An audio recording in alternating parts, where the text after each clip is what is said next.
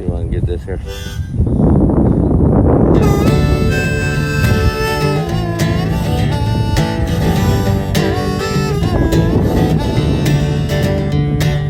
Somewhere down in Texas, close to Mexico, they like to drink tequila, watch the watermelon grow. The heat'll try to kill you, the women they will too. They'll smoke you like a brisket, have you sweating through your boots. Throw yourself in a trough, dry off in the shade. Ponder life's decisions, choices you have made. Ask yourself some questions, how do we end up in this place? Just chilling in the brush like a snake.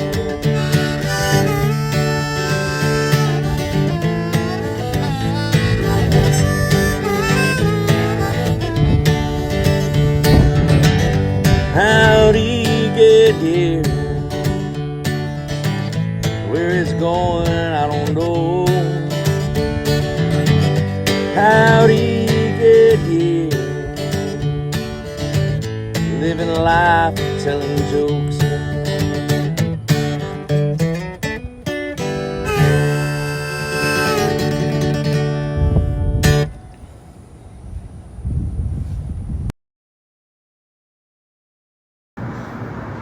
Well, howdy.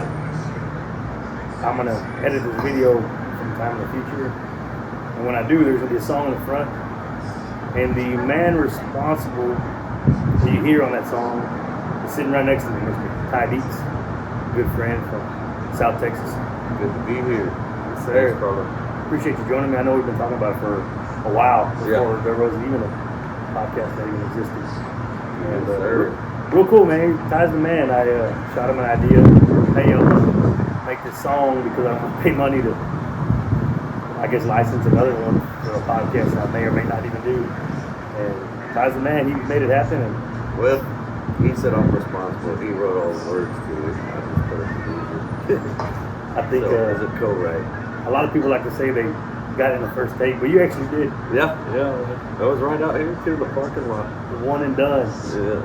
How many songs do you think you've written? Or for those that don't know, Ty Dietz got some great music out there. What's the name of your album? Is it Closer to Time? Yeah. You gotta go check out his album. It's got some That's my new album. It came out 2011. Brand dropped in 2011. I thought you were announcing a new album. I'm like, no shit. You got me excited for a second. No, I've been talking with my friend Alejandro. He's a great engineer and he has access to the studio at Belmont. We're gonna get something rolling there where I can put out another album. So you got something brewing you've been writing? Oh yeah, I have a back catalog of, a sack full of songs, and then I've written a couple newer ones too. I mean, I'm pretty excited to hear that, to be honest with you. Yeah. I love your music. You've got some, I'm not just saying that because we're friends. That's one of the few albums. There's very few albums that I can listen to front to back and I hit skip. Yeah. And I've picked your brain. I've been pretty drunk while doing it, so I may not remember your answers. But I've picked your brain about a couple of them. The one that I think is a pretty cool story is Emery. Oh yeah, that's 100% true. He said it was about an older gentleman that was pretty cool, hung out near the boat ramps or something. Yeah, over there on the Nueces River, the Monty Park. It was Nueces River Park. NASCAR got hold of it, and now it's the Monty Park. Feel free not to incriminate Mr. Emery. No, I mean, I don't even know if he's still alive. But it was actually a couple of buddies of mine, two of my best friends. They were on a jet ski. I think that's what happened. They were on a jet ski, and it broke down. And right where it broke down, they saw a dude just kind of floating around there, and they went over there and were like, "Hey, can we leave the jet ski if we watch this for a minute while we go?" And they started talking with him, and then they came back. They were like, and they had drank some beers with him. They came and got the rest of us, the next day or whatever it was next week. They were like, "You gotta meet this guy, mean, there was a small group of us that really hung out pretty hardcore, and we were going up there and hanging out with them for some beers and bringing them old couches, or we brought them old recliner. We got out of Clarkwood. Somebody lived out. I love that recliner. But he had like a makeshift canvas tarps, and he was just, I mean, super cool. He wasn't a creep or nothing. He was just, you know, he enjoyed the company, and yeah, man. And then the word, like I said, the word got out, kind of walking all over the song. The word got out, the kids started coming and drinking, and it turned into a big party. And all the cars parked along that road where the boat ramp was, you know, red flag there for the cops, so constantly, and they come out. Yes. Party's over. Man, kids know how to ruin some good shit. Oh. I'm not saying that about my son that was just born. Yeah, I don't mean that about you, Mio. Thank you, sir. Thank you. So, one joke that I hear people bring up to me, like I meet people in the streets that are fans or whatever, which is insane to me, for me to believe that I have fans of any capacity out in the world. Oh, yeah. I'm just a normal dude walking around. And like, man, I'm a huge fan. I'm like, why? You know, like my natural instinct of being just a normal person my whole life. That's the question. Like, huh? Oh yeah, I do comedy.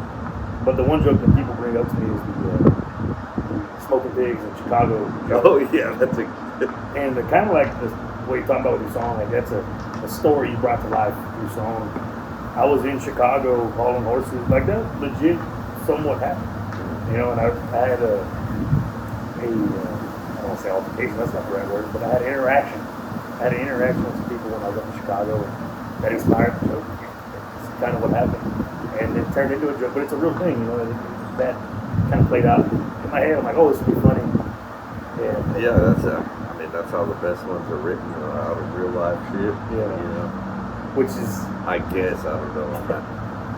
well, like that one. I'm not a stand-up comic. It's super funny. You got some pretty good jokes. I like that one song, Bandera Blues. Oh yeah. And you said that's another story, right? You and feel free not to dive into your own songs if you don't want to. Oh no, I will. Yeah, that one we got. Bandera Saloon, which is no longer a place. So we could trash it. Yeah, right across that side street from Archie Blues on Main Street. Same side of Main Street as Archie Blues. Anyway, I showed up there. There was new management. I booked the gig, you know, when I don't know, it's just completely different from there. And needless to say, I didn't get paid what I thought I would get paid. If I got paid at all, I don't even remember. I was so bad. And then, yeah, that song came about on that deal. I mean, that's how it happened. I mean, take $100, have a little fun. Take $20, have a little fun. Probably pay because I had to pay my tab. That's right. I had to pay my beer tab. They pay you and then you had to pay your tab. And I had to pay my beer tab. They didn't even freaking give me that. So. Can you return? Did you ever go back? Hell. I wrote that song. Or lucky I didn't put the name of the bar in. Free advertisement, you're better off. We are at a nice bar, one of my favorite bars. I'm a big dive bar guy. Anywhere I go, I try to find dive bars. Yeah. And Vernon's here in Corpus Christi is the spot for me. There's a lot of people, oh, we're in Corpus, we're going to go to such and such. I don't care how packed or how empty it is. Actually, terrible for bars, but I love when they're empty. I love when I have them myself. Oh yeah, I like that too. I'm the same way. Restaurants too. That's how I ended up becoming friends with old Rusty here. Yeah. Vernon's. We just empty. I used to live here in Corpus Christi, and it was empty, and I just started shooting shit with Rusty, and it's kind of funny how it worked out too, because we were kind of bonding over comedy and him and his wife's love for Kill Tony. Yeah. And I walk in here one day, I'm like, dude, that was on Kill Tony. This is before the episode came out. That was on Kill Tony. He's like, get it from that. And it did come out, and he saw it, and you were playing. I'm like, no, I wasn't joking with that. I came out to Tony. And, but that kind of, you know, it was funny the way that played out. The way they worked out. I remember the night you came in, and I was here, and he told me, you're like, hey man, and you're always so humble, but kind of the opposite of me. But you were like, hey man, you know, I went on did my first stand up on that cool Tony, and went up there and just did it, you know, and it actually went really well. And then I started following you on that journey, and you started gaining momentum, and now I'm happy to be part of your podcast and the song, the theme song, and everything. But yeah, I'll never forget. And when he told me that, and then I started looking it up, and then I'm showing people, you know, outside of my bar life, my gig life. I'm like, hey, you gotta check out my buddy. You know, someone will mention Kill Tony's got so popular. Oh, yeah. And you're on Netflix now. Yeah. Oh, really? Yeah. Somebody will mention that, and then I'll be like, I'm gonna let him over there check it out. And they're like, oh yeah. Most of the time they're like, that guy's funny. I remember that dude. Yeah. So, I've been traveling the country, you know, the last 9 years of my life. I've made friends all over the country. So it's kind of funny how that played out. I was in my buddy's wedding in Florida, of all places. They have a certain amount, whatever. My buddy showed me like screenshots. They were like, "Hey, check out this dude!" Like, so they're sending clips of me to my buddy. But I was in his wedding and stuff. And he's like, "Yeah, that's my good friend. He's one of my best friends." Like, yeah, whatever. You know, it's because he's from Texas. You're from Texas. And he's like showing him pictures. Like, "Oh, he was in my wedding." But like, I'm getting stories like that from New Jersey or California or different places where people know me. And it's kind of cool. It's kind of funny. I'm enjoying it, man. I don't really have a goal in mind for like, hey, I want to make $1 million or I want to go on fucking Howard Stern. I don't know that. you don't want to make $1 million? I'm not against it, but that's not like for yeah, me. that's not your. You know. Yeah, I get. I know. Like, why do you play music? You know, do you play because I'm a strapped rich. To make $1 million. There we go. It's not. It's just going on. So I still got about $963,000 to go. Oh man. You know, so at what point when we start out, at what point after picking up the guitar do you start calling yourself a musician? Does it take like do you gotta earn your stripes, or you like day one, I'm a musician? Man, I don't know. I really call myself a songwriter more than a musician. To me, a musician is a fluent in sight reading music. They know their instrument. I mean, they're master at their craft. Me, it's chords and some picking, and nothing real fancy. It's more of a wordsmith thing.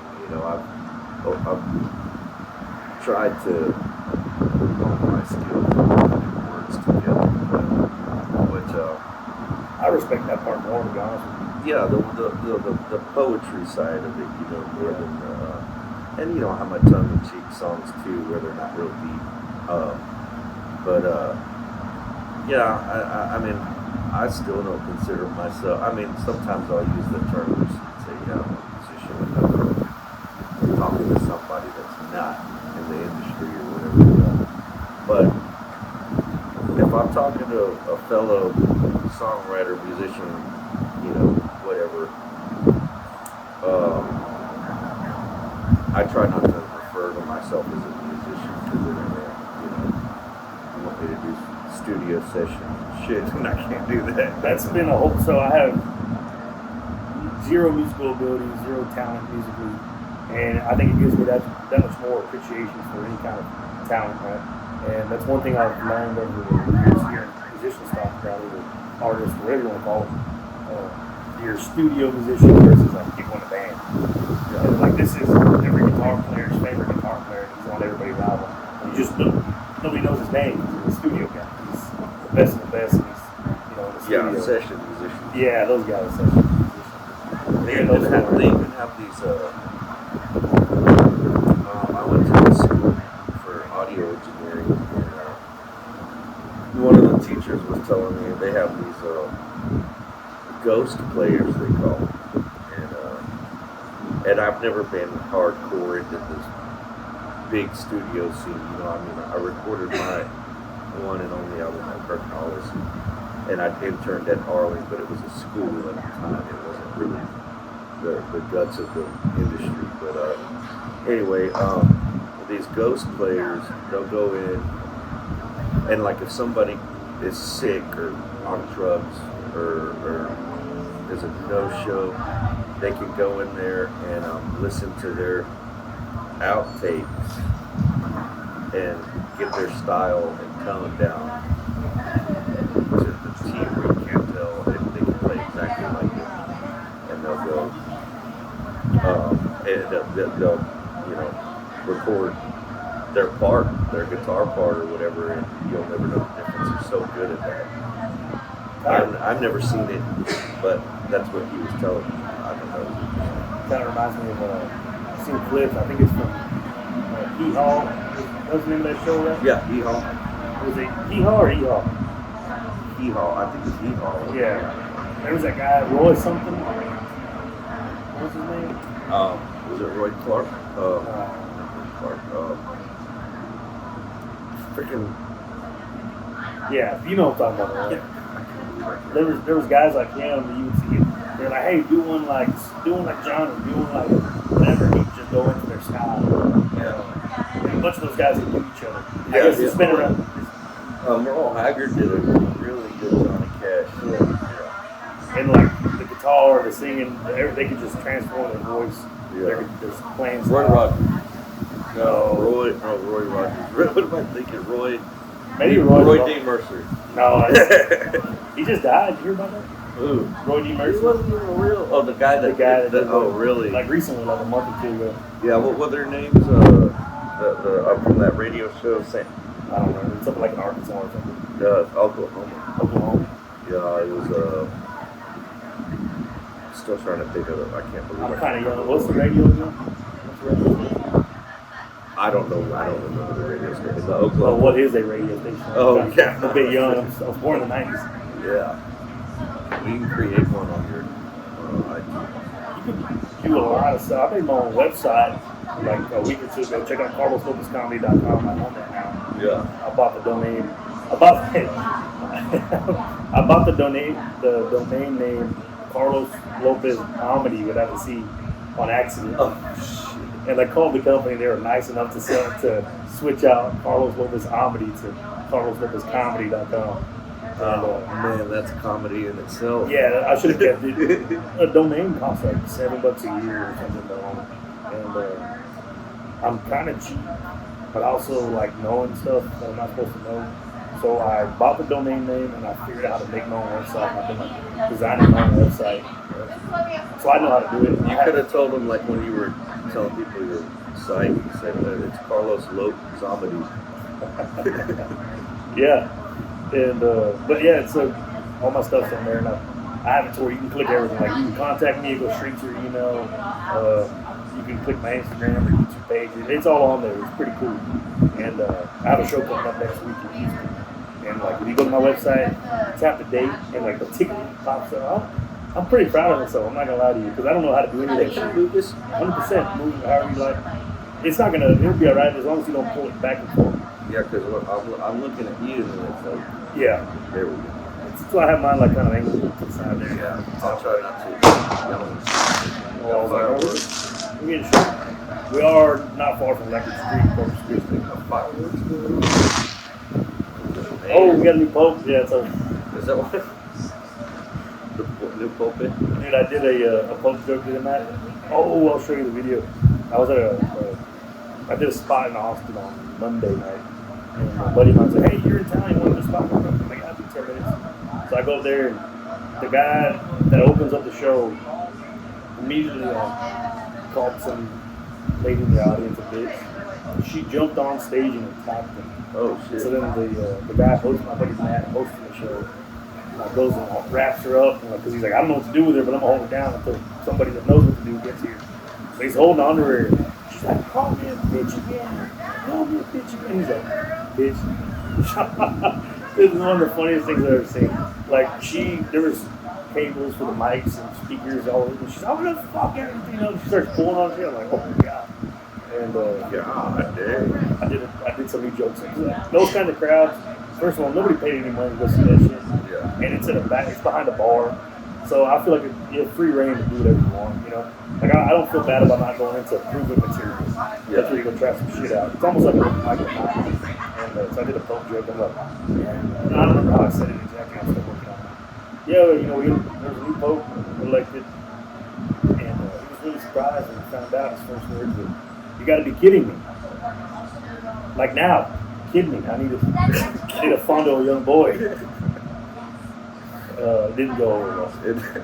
And then there was a Chinese. There was two couples at a table together. Sorry, man. And there was two couples at a table together. And there was a Chinese couple, like a young China, early 20s, both of them from China. They were Chinese. They spoke English somewhat.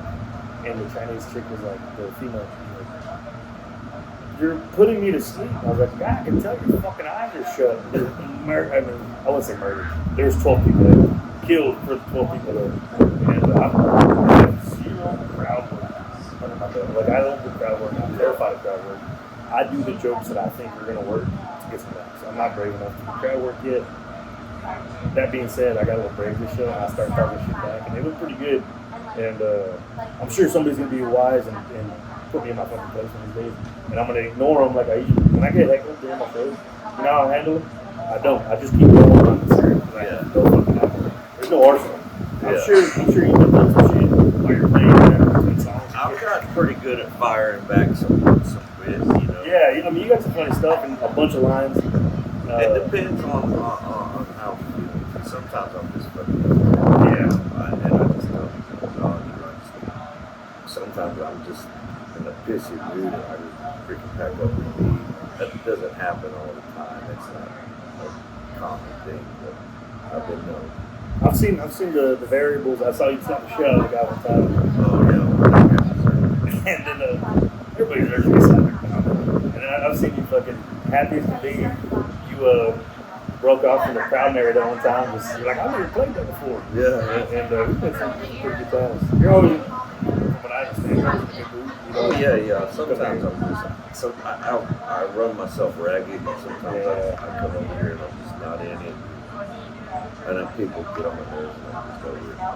What's a thing that can like get you back in the zone? And what's something that can get you in a good mood? Like whatever, whether it's fishing or playing. Is there something that like? Well, if I'm at a gig, undivided attention and silence and active listening is that really gets me into a zone, and I can really feed off that and project it back out. You know, when it's just a bunch of loud, drunk people not caring, I'm just kind of background music. Yeah. I really my whole performance, everything. You don't feel appreciated. Yeah. But I get that. I've done that show I did on Monday. Nobody was paying attention. They talk to each other. That's why I start talking shit to people. Get them to pay attention. Because like, what the fuck did he just say? You know, like, I started going into religious jokes. So why they how do nuns get their name? Well, that's how much pussy you get. And I'm like, what the fuck? Like, you gotta laugh. And I was like, how do priests get their name? How? But that's what the little boys call priest stop. Priest stop. And people were like, holy, like my fucked up material started coming out. Yeah. They're not paying attention. I got to figure out how to draw them in. And a lot of people told me, I have no idea how to beat myself. When I'm on stage and if I'm getting laughs, I feel pretty good. But sometimes, this big ass guy. Oh yeah. Some people are like, man, you killed it, whatever. And I don't know. To me, laughs are laughs. Obviously, louder the better. But if they're paying attention, I'm happy. If they're paying attention. The people have told me that my style is very calm, quiet. And it makes me pay attention to you because I'm trying to. You almost captured me. Yeah. He went up there. Back. Oh yeah. I was spinning his web. Yeah, he's flexing on the street. He's like, I can go up here and climb down there. Well, I'll be an anchor to this chair because it's going to move. You know, I've grown soft over my years. Like before, I would put a spider on and think about it. I don't do that anymore. Yeah, now it's something about it. I'm like, if you ain't gotta go, I'll make sure. Okay, outside my shower, I have these 3 little windows, and I've been seeing a bird making his nest. This bird making a nest in my window, and then I went outside. Before we got too far along, I was gonna kind of like move it, and because birds, I mean, around my house, birds are shitting everywhere on the porch. Oh my god, nothing against birds. Yet. Anyways, I went to go move the nest, and there was 2 eggs in it. All right, you win this one. You got me. Oh yeah, man. I've noticed the older I get, I'm more soft and shit like that. My compassion for any living thing has grown stronger. You know, as I get older. Yeah. I mean, I'm not like Gonna crazy be hippie PETA or nothing. You know. Love a piece of chicken grease. I mean, I kill fish every day. You know, it's They deserve it. yeah, that's. Have you ever hooked a seagull? Oh yeah, dude, pelican. What? Oh my god, and you know they're cool. I like pelicans, and you know sometimes they just have to wrap around your line or you hook them. They go after your bait, or how do you? Yeah, get yeah, Oh, that too, especially croaker, and it's usually the seagulls, but sometimes it's happened a handful of times with pelicans. And you have to save them, you know. You have to bring them in and go up to them. And those things are cool, but up close, they're pretty intimidating. Oh yeah. I'm not scared of them, but they're just like a dinosaur, you know. And they're huge. Stuff like that. It's like a 22. People are like, "Oh, you got a 22." Like I still would want to be shot by one. Yeah. I don't care how small that gun is. Kind of how I look at a seagull or pelican. Yeah, it's not gonna kill me, but it can ruin my fucking day. Yeah. And man, those pelicans have snapped at me, and you know they'll get you a little bit. The seagulls, they don't. I mean, they kind of get you. And it doesn't feel good or tickle, but it doesn't hurt. You know, you just gotta grab them kind of by the head on them, you know, firm enough where it doesn't hurt them, and you do what you gotta do. And the pelican's the same thing. It's kind of like an alligator, I guess. They don't have the power to open their jaw. Yeah. It's that snap. And so once you get them to close their mouth and you can grab a hold of the beak, then you can kind of do that. And this is consensual. Yeah. Most of the time. Yeah. I remember one time I went with a guy. This was back whenever old film was pretty lucrative, like 2012, 13. Buddy of mine worked for his boss. Said, he called me like 3 or 4 in the morning. We're partying. I were drinking late. Called him, hey, I got a appointment tomorrow morning to go fishing. Will we go? My buddy's like, it's like, we're going to leave at 5. Let's go up drinking. So I'm like, yeah, okay, we're going. Sure enough, everybody made it. The guy that booked the trip, he was like a consultant. Dude, he shows up dressed like I am right now. He's in Wranglers boots. He goes on the boat. Oh shit. Yeah. Oh, I've had guys. Yeah. I've had guys do that. And so I'm like, holy shit, look at this guy. Anyways, we went to this good spot. I mean, they were biting. They had a pretty good day, but he hooked a seagull. And he was still drinking for the night before. Might have been on cocaine, who knows. And he hooked a seagull. And he was fighting this other thing. And it's like, it still cast it out. Like he was casting live stream or perch or whatever the thing. And so it was a pretty good bit of ways. It wasn't near the boat. It's flying off of it. And I'm seeing the sea like it looked like he was flying a seagull back. And he's like, you know, son of a bitch. And everything. Oh man. That's why I asked him.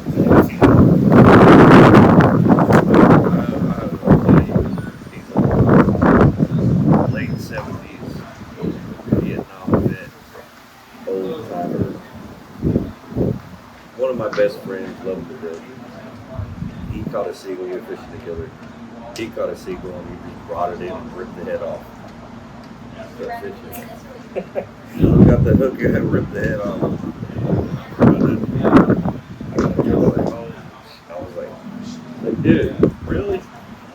I mean, that's cool when you're dove hunting and you're Yeah. They're gonna die regardless. Fucking birds. So I got a joke I have Hardcore. about a Vietnam vet I flew with. It's a true story. I flew with him. It was actually like 4 or 5 Vietnam vets that were flying from Corpus to Houston, and then meeting with other Vietnam vets and flying to Oh. I got it.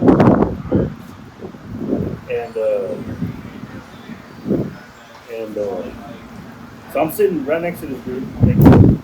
I'm sitting right next to this dude, and I start to realize this dude, this gentleman, does not give a shit. He confessed about robbing a jewelry store in Corpus in like the 70s and a bunch of other shit. He's telling me about the price of hookers in Vietnam when he got there versus whenever he left, like inflation of prostitutes in Vietnam. Like, he's telling me some wild, and I'm like, these people can hear us, like, you know. And he I don't know if I told you this or not. He's like, I killed, funny as shit. He's like, I killed 7 people in Vietnam. And I'm like, thank you for your service. Oh, son, this was the 90s. Dude, I'm like, oh my God. He's like, I mean, I'm hoping that was a joke. I'm pretty sure it was a joke. But like, this guy's fucking funny.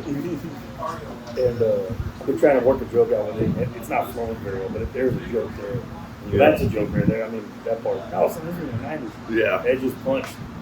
And yeah, those were different dudes back then. Yeah, they're built different. You ever, I like hearing stories about people, you know, songwriters, whatever, back in the day. One of my favorites is Jerry Reed. Oh yeah, Jerry Reed. He was a fishing guy, not guy, he was a fishing guy. Yeah, he did a lot of bass fishing, right? Yeah. You ever hear that story about him, that guitar man, with Elvis? I don't even know how to tell the story. It's a story I heard from somebody else. But apparently, Elvis loved that song Guitar Man. And you heard it. Is it a Jerry Reed song? Yeah, it's a Jerry Reed song. Okay, And cool. Elvis heard it and was like, I want to. Because there's that band Red had its song Guitar Man, right? I don't think I know the one you're talking about. It's a real fast-paced, guitar song. And it's Jerry Reed's. Yeah, his picking stuff. Fast. Anyways, Elvis liked the song. I studied Jerry Reed, I guess, licensed it or whatever, however that happens. And their studio guy could not, they couldn't find a studio guy that could replicate the guitar and the guitar man. So they're like, well, if you want to sound like Jerry Reed, why don't you just get Jerry Reed? They said they found him in the basket. And he's still, Elvis was still his waiter. And gets married. Oh, you know, and they said he was a real cocky son of a bitch. He said, oh, boys, this is how this is the way you got to do it. They said he tuned the guitar way fucked up. He tuned it away. Nobody should ever tune a guitar. Yeah. But that's how he got that sound that he had. And it's in there. And his Jerry Reed's version of it is that he cut it, got it in the first take. And they said it took 2 or 3 or whatever. But either way, he got it to sound exactly the way Elvis wanted it. And so he gets done in there. He's like, all right, drive well down, let's get out of here. And what was the guy? The Colonel? Elvis's man? Yeah. They said that the Colonel went up to him like, all right, I need you to sign this. He said, what was that? You're going to sign this song to Elvis. He said, oh shit, that's my song. Well, if you want it, pay me for it. Well, Elvis will be real pissed off whenever he can't put that song on the album. Well, it's going to piss him off that much, you should tell him why. And they said that's the only time anybody ever got one over on Elvis. Was back in Jerry Reed. Yeah. Play hardball season. I love listening to Jerry Reed stuff. I never really dug real deep into them. I've always appreciated it. And I'll listen to it, and sometimes I'll look up YouTube videos of him, where he's on a talk show. Yeah. But I never really listened to his deep cuts, I don't know any of them, but I'm probably heard that Guitar Man. I guarantee you. I like that style. I like that era. That's a good era, like the 60s, 70s. Yeah. I kind of nerded out and I went and watched a bunch of old movies that Jerry Reed was in with band Burt Reynolds. Oh yeah. They had a bunch of movies together, and just that style and the kind of the charm. He always had something smart to say. Yeah, smart ass shit. And I'm not saying I'm trying to be like them, but I do appreciate that character. Oh yeah, you can model yourself out after influences, heroes. It ain't trying to be like them. Yeah. Their influence does shine through. My songwriting too. My influences. I try to make them shine through without trying to copy. Yes. It just always try to pay tribute to them in one way, whether it's picking style, even a lyric, or a melody, anything. I really, as a comedian, I really like Ron White. Oh yeah, I like his delivery, great. everything. I think he's the man. It's so natural too. It's just natural. So same thing. I don't want to copy him and be Ron White Jr., but I do appreciate and try to lean into like my delivery, just being real laid back, relaxed. I have a couple of jokes where like when I deliver my punchline, I don't move. I just let it kind of flow out with like zero effort. And not because I'm trying to be like him, but I look like, I don't know, I just kind of like the way that works for him, and if it can work for me, that'd be pretty cool. Yeah. And you got some, I think that's how we got along in the beginning. I was picking your brain about different songwriters and musicians. And I feel like we have a lot of similar interests in like songwriters like Ty Dietz. Yeah, we have a lot of conversations. And like that's not something that's very commercially appealing to a lot of people, which I don't wish it was either, but there's not a lot of people that can nerd out on stuff that they're not interested in it. I don't remember hearing that on the radio. They don't know. Yeah. They're not educated in that genre or whatever it is, and those guys, they just don't, like, I play Poncho and Lefty, and everybody thinks it's Willie song, and or when I play LA Freeway, they all think it's Jerry Jeff, but I always try to let them, I'll let them actually, and I try to do it respectfully. Most of the time. So song made famous by, something like that. Well, like, one of them I like bringing up is Amarillo Highway. Oh, yeah. Robert O'Keefe tears it up. Terry Allen. Yeah. If I'm not mistaken, right? I started playing that one. Really? Yeah. So what I like to say about that song, like, that's Amarillo Highway. Terry Allen wrote it, but the Robert O'Keefe version is more fun to drink and drive. Oh, yeah. Dude, it's so, just the opening verse of that is freaking genius. It's I'm a high straight plane, and they're all towns. Side bed, Idalou, Fresh Deck in New Deal. And a Fresh Deck in New Deal. And if you've never been up there, you don't know what the fuck you're talking about. Yeah, high straight and plain view, side bet and Idalou, and a Fresh Deck in New Deal. But if you look at the map, it's not a straight line either. You're kind of doing a triangle to make it happen, which is even better, Well, I mean, they're all poker references. Yes. High straight, plain view. But plain view. Yeah. And a side bet and Idalou, Fresh Deck, it's fucking deep. Yeah. So call me high hand, but I'm Yeah. That's some material. And he also has, I like people like you, some of his other songs, he's not trying to be appealing, it's just a song that even I'm going to talk form and assuming, but they're not catchy, whatever song, they're just songs you want to write or play, whatever. I forgot the name of the one. I'm like, but I don't think anyone ever like, hey, let's do a song.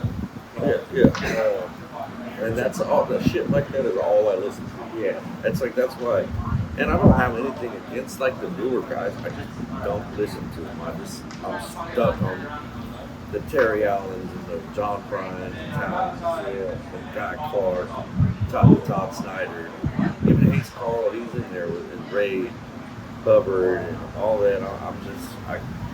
That's what I want to listen to.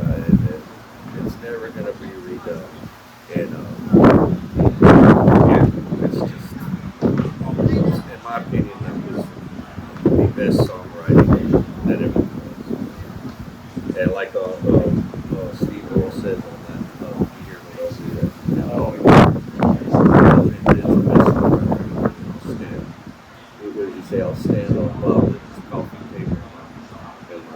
cowboy boots. He's pretty good. But yeah, Steve Earle, I'm listening. That's what I've been listening to all day for the last 3 days. It's just Steve Earle. I had some clients on my boat, and super nice people, and she was like, "You've been listening to a lot of Steve Earle." I was like, "That's all it is. I mean, that's all we're listening. It's just I'm just shuffling all Steve Earle, and one of my they liked it, and I was like, oh, I'm glad you knew who it was." one of my favorite songs ever, Guitar Town. Oh yeah, that's a great song. That's a song that can put me in a good mood on a bad day. It's a feel good song. And I've been listening. I was passing through Nashville, listening to it. I thought it was about Nashville, but all the references were itself. I remember the other times. I got remember the exact line. Oh yeah, Selma Town. No, there's another one. So if you don't know any better, you're like, oh, it's outside of San Antonio song. But Guitar Town, I'm thinking Nashville, but is it Austin? No, I think he's leaving Texas, going to making his way back. Or making his way back. Yeah. That's a song, like I said, that's a song that put me in a real good mood on a bad day. Shine by Waylon Jennings. He's coming back home. Yeah. From Guitar Town. Got the bird dog on. Yeah. No local yoke going to shut me down. Me and the boys got this rig unwound. Yeah. Come 1,000 miles from the guitar. Yeah, there you go. But like that song, I'm not saying I relate to it because I play music all over the country, but I can relate to it. Like, yeah, going down the road, burning up the line, the white lines, whatever, as they say. And, I kind of felt that relation there, and that I've been on the road so long, you kind of see a lot of other lifestyles. Tour buses for musicians, bands, and then the NASCAR guys and the monster truck guys. I see the same ones all over the country. Like, oh shit, don't you just so and so? I don't know who these people are. I just know they're with the Megalodon truck or whatever band. I forget what band it was. I wouldn't follow them because we were in the same truck stop and stuff. Yeah. And I saw like 3 weeks ago over there, and so I draw relations and stuff like that. Being over the country. Hey, my buddy Billy Meisel, I can't ever say his last name. Meisel. What is it? Sorry, Billy, I don't know. Measles. Speaking of racing, he's a dirt track racing enthusiast and race car driver. He's races, dirt track races. He started this thing called the infield tractor tire. I don't know if you've seen it, but amongst the racing community, it's become a big thing. It's social media, and man, he's blown up. He quit his job, and now he's doing that. He goes and he makes appearances at racetracks and announces, guest announcer, and he just does comedy, like racing comedy skits or just voiceover, whatever. Now he's doing these cartoons, and it got big, and then these guys from Australia got wind of it, and they flew him over there to do dirt track racing in Australia and spend, I don't know how long. When he's going back, he's fixing to go back to Europe. But that's cool. I don't mean to plug somebody else's stuff, but plug. Man, I love to hear a story like that. It's really cool to, and this dude is so cool and funny, and he's super calm, but man, he's got some funny. We laugh a lot. I love hearing a story like that because there's a lot of people out there. I feel like I'm one of them. You never really find your place until you find something like that where you're meant to do what you're actually meant to. So he was meant to do that. Whatever he found, that was meant to happen. He was meant to do that, and I'm glad he found it. So a lot of people don't find it, Yeah. And he's from East Texas. East Texas, just a dirt track racer. He's buddies with my buddy TJ and then our late buddy that rest in peace, Jared Carroll. They're all race. They would go, and I met him through TJ, and I met Jared through TJ too. And And now we're we're friends, and he comes down and goes to my show at Shorty in the morning. We have a good time, and it's an infield tractor tire. I guess I don't know nothing about racing. I'll have to look it up now. So look it up. He I guess they in the infield of the race right there, the big tractor, the white tractor tire. Everybody hates it. So that's the infield tractor tire. But he's got all these. He just posts memes and funny shit. Now he's doing these cartoons, and they're freaking funny. My buddy PJ sent me a picture of him and Billy with the hood up on the car working on it. And then he sent me the cartoon, and it's the exact same thing. It's the real live picture and then the cartoon, and then he's got a skit going on in the cartoon. Just funny. They're little shorts. Yeah, exactly. Yeah. And they cut to the real life guy, and you're like, oh, he looks exactly like the cartoon. Yeah. Going back to songwriters, is there anybody like from a current generation that's really coming around as far as songwriting goes? Feel free to go to the Instagram. Or any current generation, like maybe not right now, but 5 years ago. You're like, man, that guy's got some talent there, the writing alone. Man, I can't really comment on that because I when I tell you I haven't listened to anything. I mean, I've listened to it, and some of it's good. Like when Tyler Childers first came out with that, what is it, White House Road or whatever. When I heard the writing and that, I was like, all right, this guy's this guy's right. This guy's like, there's not just big ball cap and beer drinking, whatever. This is real shit. But as it went on, it kind of, I mean, not to disparage Tyler Childers, and he's talented. We met him. But for me as a listener, it just kind of started sounding the same kind of way. And then when I started hearing him get political and use his platform, and he started spewing on politics. And I was like, that just kind of stuff. I'm going to defend him a little bit. I think I know what you're talking about. He wrote the song that had nothing to do with any kind of political agenda. The music video, however, was like a sentimental story about a cousin who was gay and came on or whatever. And so I'm like, hey, I'm for it, right? I'm not like, hey, how do you like that? But also, something that meant somebody close. It was somebody close to you. Yeah. And, but people, they took it, and of course, social media, they took it, they made it a big deal. I'm like, just let the dude. See, I don't know anything about that. I just saw a video of him, and he got on there, and he was like, people are asking me about my political opinion, and I feel obligated because I have this platform. And he started spewing off all this stuff. Killed it, I'm out. So, when I was on the counseling, when I was getting at, there's a guy named Lyrical. Have you ever heard of him? No. As far as songwriting, my favorite. Really? And he's up there. I think he's up there. Really?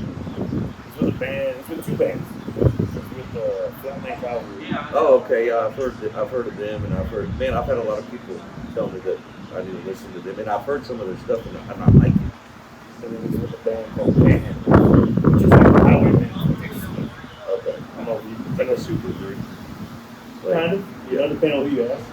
They got Hypothetical, Josh Abbott, William Clark Green, and John Bauman. I don't know if I'm saying that right.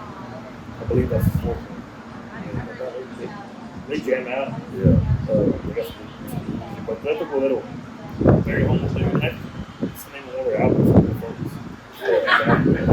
And so as far as songwriting goes, he's got some good songwriting.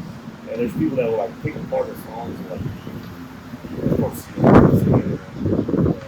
this is really interesting about this because it's kind of like that once, Amarillo Highway. That's sweet. like yeah. came up with this, you know, double meaning, but nobody, you're not hearing that, you know, until you explain it and say it out loud. Nobody's like, oh shit, never really, I've been listening to the song for 30 years, never realized that. And I feel like some of this, I wouldn't say similar, right? But very intriguing whenever you pick it apart as a songwriter. Pick it apart. Here's this one line, and it sounds basic, right? You said out loud. In the song, I respect it a lot. He said, you know, one day when I'm gone, when I move on, put on your boots and, you know, dance on my headstone, bring a bottle of Tennessee for two, and I'll push up some daisies for you. I like that. I'm like, that's pretty cool, you know? Yeah. You get a vision. There's some thought and depth behind it. Yeah. That's good. One of my best friends, and I'm not being biased, his name's Ty Dietz. He's been writing songs for a long time. We've been best mates for him. And he's writing. I mean, you need to, have you looked at him? No. You need to go listen to his music. He's got some of the best songs. I'm a nerd for guys like that. Oh, dang. And he's still writing. He's not playing albums. He actually got For love of the game. Yeah. And he's still putting out albums and stuff. But he got a job on a series set welding. It actually was a podcast adaptation. They did an adaptation podcast to a series that's on Netflix or something. You want to plug anything or your name? I don't know if I can. I don't want to. I don't want to put him out there. Yeah. I don't know. I don't know. But he got a set on the guy that was a podcast dude. He used fake songs on the podcast. The showbiz guys, you know, got a hold of it. He said, he sent me a handful of these songs, and I'll pitch it to him. But they didn't end up using fake songs, but fake ended up calling it. You got your welding jobs in there, maybe said so. I'll see what I can get. Yeah, so. But man, Ty Dietz, if he can, he's got. How do you spell it? P-A-K-E. Hey, okay. Rossi, R-O-S-S-I. Yeah. Good gun. There's some very talented dudes that unfortunately never get the exposure that they should. There's one guy I can think of that I love his music. He died like 20 years ago, and I just found his music 10 years ago, 5 years ago, however long it was. So I found his music and I was like, holy shit, this guy's good. I started looking him up and he died, you know. And I'm like, oh, I'll never get to see him. Waving and Gunner from Montana Cowboy. There's 2 albums, same album cover. Oh shit. And, which I'm not knocking it off. I think it's hilarious. I think it's a solid movie. And he has some damn good music. And there's some younger guys that are covering and stuff. Like, I don't know if you know Ian Muncie. You heard of him? He's a real big guy now. He covers like 1 or 2 of the songs. This guy's got some really good songs and songs. I like the songwriting. Maybe it's not the most creative, but I like it's very, intimate, I guess you could say. Yeah. Freddie was. Oh, Freddie was great. You said that name out loud, a lot of people would know. Damn, the 80s. His dad, he just made a post about his dad, and after seeing it, I guess his dad was a veterinarian, and seeing the post he made about, like, playing on with his father that passed, a lot of the songs made even more sense and they're already good. Like, he has one called The Veterinarian Blues. Heard it. Yeah, I mean, genius, right? Yeah. But if you don't live that life, you don't know what he's talking about. The song, what's he's doing, And Cortland, man, It's a talking blues song, right? Yeah. And Cortland has one of the best songs that, like, it'll bring a tear to my eye. That's Lazy. You heard it? I don't think so. If you're out there and you want to cry, check out S. Lazy. Check out Cortland in general, just for the fuck of it. You won't be disappointed. There's a song out there called S. Lazy H. It's about, took over the ranch that's been his family for 6 generations. And his sister goes off in the city, gets married, comes back, and says, hey, I want my half of this. And he has to sell half. He doesn't have money to buy it back, so it just tears the ranch apart. It's a sad song, but it's a true story for a lot of people. So he goes and fights a rooster. Oh, guy will get knocked. Dude, I don't know if I've ever pitched this idea to you, and I hope this gets out there to somebody. That song, The Road Goes On Forever, Yeah. Road Goes King. That needs to be a movie. The song goes on forever, the solo never ends. I'm not mad at it. Oh, hell no. Rich Brotherton freaking kills that song, the live version. Oh, my God, dude. It's, I didn't listen to that. That's one of these ones. Robert O'Keefe, I tell people, go. You can see him 3 days in a row and not get bored on any show. And he's going to play it 3 different ways, the way you feel like it. You know, if you're a Robert O'Keefe fan, like a true blue Robert O'Keefe fan. If you're not a Robert O'Keefe fan, Yeah. you're wrong. Yeah, you're wrong. My bad. I had to put that out. But, you know, you can listen to it. I mean, I can sit there and just listen to all. And you know, he has The Road Goes On Forever, Corpus Christi Bay, which I still love those songs. You know, they're cool. But man, he's got so many really good songs. Man. That song Christabel on No Kind of Dance, dude, it's a trick. It's hard for me to wrap my mind around what it's about. I mean, I can make out so many different scenarios in that song. It's crazy. If I'm not mistaken, too, Robert O'Keefe is the kind of guy where I tell you what the song's about. From what I understand, I've never met him, I've never talked to him, but I've heard people ask him, hey, is this song about this? I think I have figured out. If that's what you took from it, that's what it meant. Yeah. And I think that's even cool. You know, there's that one song, Barry Honor. Oh, man. That's just, I don't know, it's one of those songs that I kind of when I wrote it was kind of, I wanted to kind of channel that vibe. it's taking you on a journey. Millennial or whatever. A vibe. I don't know if it's kind of trying to channel that. That kind of, you know, feel, that kind of story. Where it means something. Yeah. It actually means something. Yeah. And man, Robert, a buddy of Pagan, musician, not musician. Pagan's good friend. I know him, you know, but he was dating this girl, and Pagan called him and said, "Hey, how's it going?" And I didn't call her off. You know, she said she didn't like Robert O'Keefe. Yeah, that's like when a dog don't like you, you know? Yeah. Like someone's up, it's off. Yeah.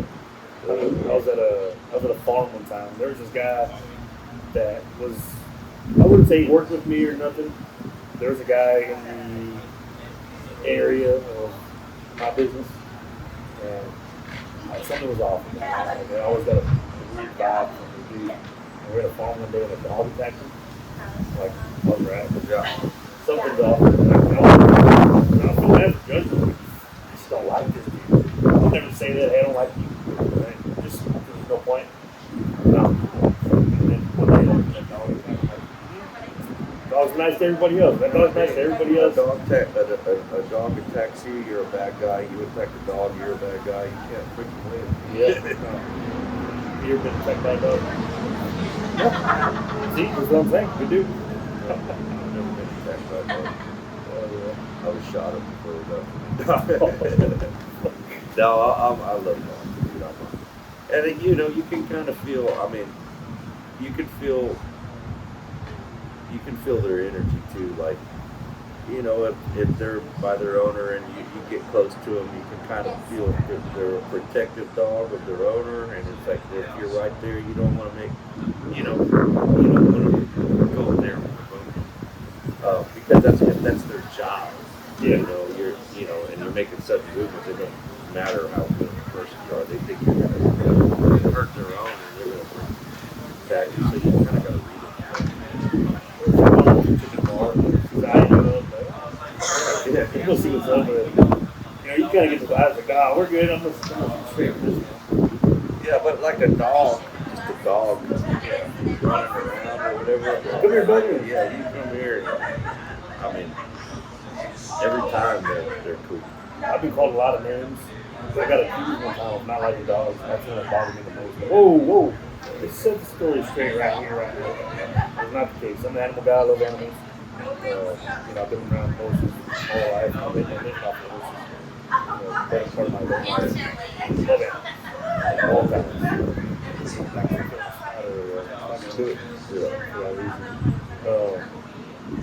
Well, I don't want to take up too much of your time. I appreciate you meeting up with me and doing this with me. He's got some work done. Yeah, he's been grinding with it.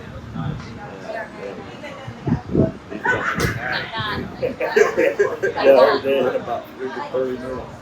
So, Man, I appreciate you having me, brother. yes, sir. I got one question. I might leave you hanging. I like to wrap up on this, and this might spark a whole other 30-minute conversation. But I like to ask everybody, just because I have my answer and it changes all the time. Theoretically, you pass away, you go somewhere. You can call it heaven, you can call it earth. You end up somewhere, as they describe as heaven. And the creator, whatever you want to call that person, or that thing. Hey, welcome to whatever. I want to greet you with the concept of your choosing. You get 5 headlines. You could be as creative as you want with it. What's your line? And I'm saying, you could say, I want the Beatles, but I want Jimi Hendrix. Like, you can get crazy with it. Man, What's your welcome? I don't think any of the guys I like are there. No, they don't have, it could be, and it could be from the future, it could be from the past, it could be from the present. I don't think they went there. Like I said, this place ain't necessarily what you want to call it or whatever. Now, if I had my choosing, how many? You get 5 headliners, but it could be, like, you can make a band up of 5 of your favorite guy that you can have pick.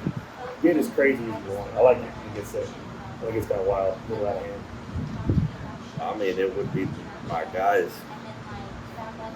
Guy Clark, John Prine, John Van Zandt, and Are they in a super group or just split up like different sets? it would be in a like a song circle, song swap. Oh Yeah. It was storytelling, stage banner, all the whole shit. I'm picturing. But not stage. Yeah. I'm living or like on that Be Here to Love Me or Hardcore Highway. I was just when John Hyatt and Rodney Krause, Steve Earle, Yeah, that's exactly what I was gonna they say. were all in the living room there. Stay all night, stay Yeah. Steve Earle plays Mercenary song. Yeah. Guy Clark's like, I mean that would be the ultimate right there. Being in that room, Oh. that would be the I posted that clip one time. And somebody cropped that part of the documentary and made a video of it. I posted it on Facebook. And I was like, man, it'd be a flower, man. And so many people were like, why? You know, like, they just didn't get it. They're like, what's so, it's not even that great of a song. I'm like, well, hold up. First of all, Bob Wills, come on. That being said, who even know who's playing? It really pissed me off. People didn't expect it because they don't know. They don't know anybody. And, but yeah, man, to be a fly on the wall that room at that time. And just the energy they had too. Like when Guy Clark was so excited. I mean, Steve was a kid, dude, and he was so excited for him to play the songs for all those guys. You know, all those freaking giants. You know, I mean, in my book, I mean they might not be Morgan Wallen famous, but you know, they're giants in my book. They're the best that ever was. Look at Robert. That guy's not Morgan Wallen, Nick Bryan, Florida Georgia Line famous. And I don't think he should be. I think he's the right kind of famous where he's a normal dude. Except for people like us, you know, we're like, oh my god, you know, so and so. You know. But No, he has integrity. He has he will push it. It's timeless, and when all those Morgan Wallens, whoever's are you know, forgotten about, there will still be Robert King. People will still be, and he'll hold what he is, you know. And he's never been anybody else. and for anybody else. And just like all the other songwriters I mentioned that I look up to, they're just themselves, entertaining themselves, writing songs to make them feel good, not to make them. So, but to answer your question, it would be in that room at that time. That's a very great, interesting perspective. I've always pictured this scenario, make believe, as a concert, like, hey, welcome to Heaven concert. Yeah. That's super cool. I like that. To walk into that and like, hey, it's just for us. This is just for us. Yeah. It's pretty fucking cool. Those are the best moments. With that hang, I was like, hey, let's just hear the boys. It's not getting recorded. We're not posting this for content. This is just good vibes. Yep. You know, a lot of people for me.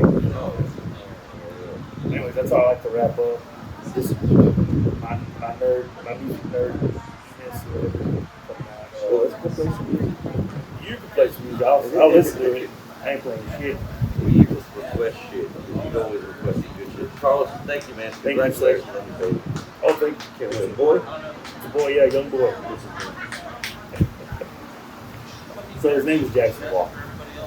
But I'm not going to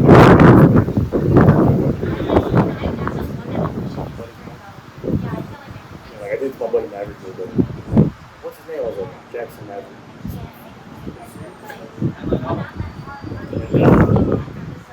You're never gonna find out if I'm with it. That's kind of a joke for me. I've been doing that to people. You're not gonna find out until you see him like graduation pose 20 years from now. His name's Maverick. That's not his name. Or until he sees this podcast. Hopefully. But I know. It's kind of funny. Anyways, thanks for listening. Y'all got a show coming. Yeah, I got one in Houston. I got booked today. 2 more. One in the office, one in San Antonio. That's pretty. And I'll post the dates and all that later. But I probably won't have this out by the time those come out. Well, no, or you never know. We'll see. Dude, I want to go see one of your shows. I want to go where I can just relax and go. You entertain me. Best 3 minutes of your life. Yeah. All right, man. I'm gonna go set up. Yes, sir. Back in my truck. Yes, sir. All right, brother. Have a good one.